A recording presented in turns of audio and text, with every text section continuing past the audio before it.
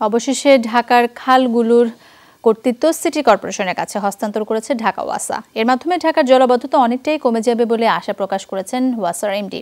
সকালে রাজধানীর একটি হোটেলে ওয়াসাকে দায়িত্ব থেকে সরিয়ে সিটি কর্পোরেশনের হাতে খালের দায়িত্ব তুলে দেন স্থানীয় সরকার মন্ত্রণালয়।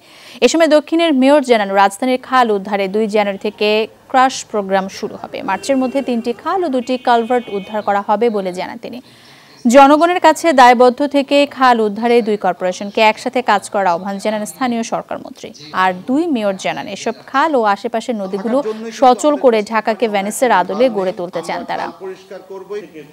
মধ্যে যে সমস্ত ম্যান পাওয়ার এবং টেকনোলজি নো-হাউ যেগুলো কি ওনারা অ্যাকোয়ার করেছেন, এগুলো সবগুলো ওনাদের কাছে হ্যান্ড ওভার করে দিবেন 2 জন মেয়রের কাছে। থাকার জন্যই কিন্তু আমাদের বৃষ্টির পানি অনায়াসে নেমে যেত, কিন্তু আজকে সেই খাল নেই। আমরা খাল পরিষ্কার করবই করব।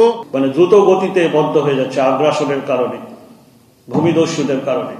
আমরা সেই জায়গাটাই যদি রোধ করতে পারি তাহলে ইনশাল্লাহ সেটাও ইনশাল্লাহ সম্ভব। সেই ইতিহাসটাও হয়তোবা আমরা দেখে যেতে পারবো।